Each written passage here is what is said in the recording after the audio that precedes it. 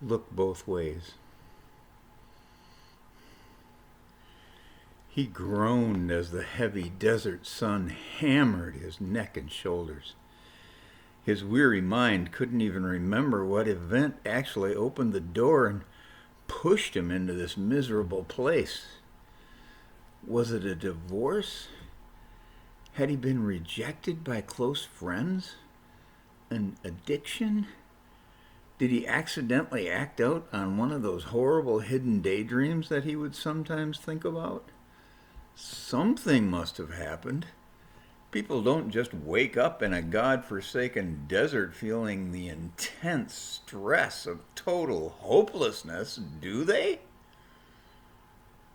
Maybe it wasn't a single event. Maybe his life had been eroding for years, like the wind turning a tall sand dune into a flat, hot frying pan. What could he remember? Only glimpses, like a dream. Little actions, a vague voice, touches of gray? Yes, gray. A drab apartment filled in the background. A joyless job seemed to suck the color out of what must have been his life. How long? Suddenly, the grays were shrinking in a rearview mirror. The old Jeep fairly flying down the highway as he sang loudly to the radio, his mind full of fond farewells, which is to say that he was very fond to be saying farewell, as the emptiness in his heart both pushed and pulled him toward the future. A future that meant something. A future that satisfied. He didn't know what that all meant. He was only familiar with the other futures, the ones that looked so inviting that he really wanted, but they dried up from under him. More than once he had pulled himself up in pain from the bottom of a future that drained on him like a dry swimming pool as he jumped off the diving board. In his heart, he blamed God, even though he knew that he was the one picking the pools. And now this was supposed to be a surefire future.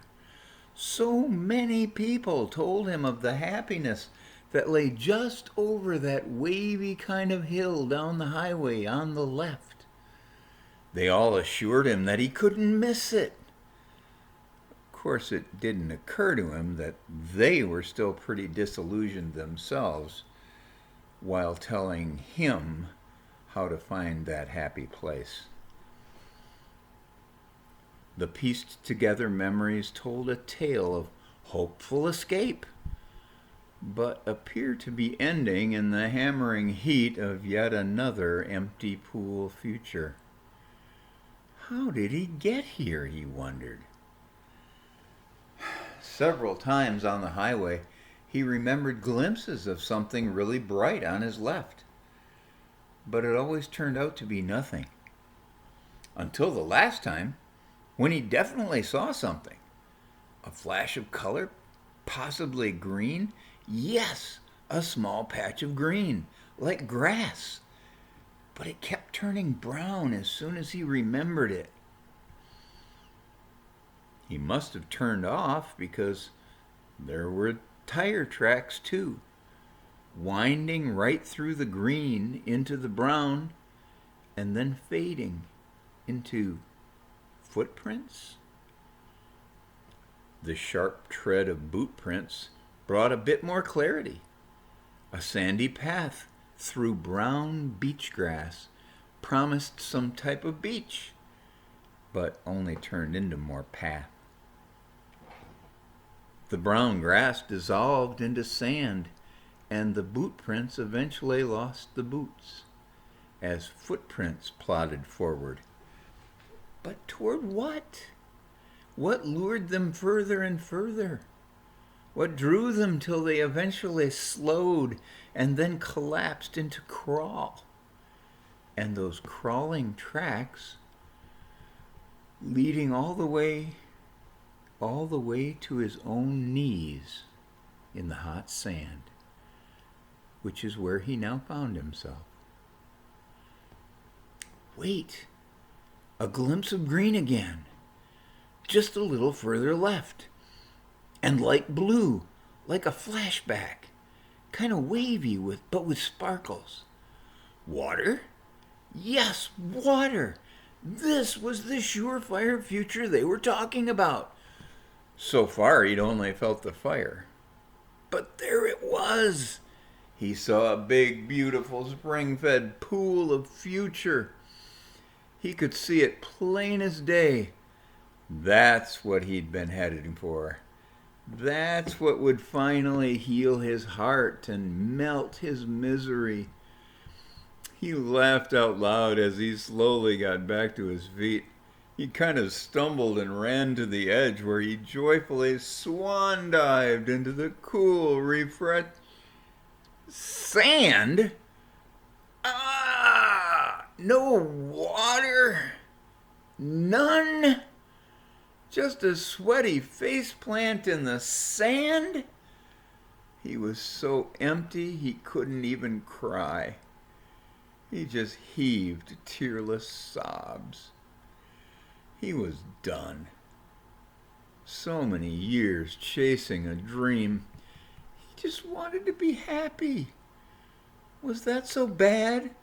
Was that too much to ask for, God? He shouted through the sand in his mouth. What happened to never leaving, never forsaking? What do you call this? This is forsaking, he half shouted, half groaned. As his anger melted into despair, he collapsed again into kind of a curl. And he heard that vague voice again. Turn around, it said. So he turned slowly, more out of reflex than anything. And close behind him, where there had been crawl tracks, was now a small table with a glass of water on it. He almost spilled it as he desperately grabbed and guzzled every drop. Easy, said the voice, as he noticed another table with another glass. He eagerly crawled back to again gladly guzzle more life-giving water. No sooner had he finished when he saw yet another table with more water. The procession of tables began to include delicious food, which he wolfed and felt himself recovering with every sip and swallow. His gradual restoration was now clearly a path back to his boots and eventually his Jeep.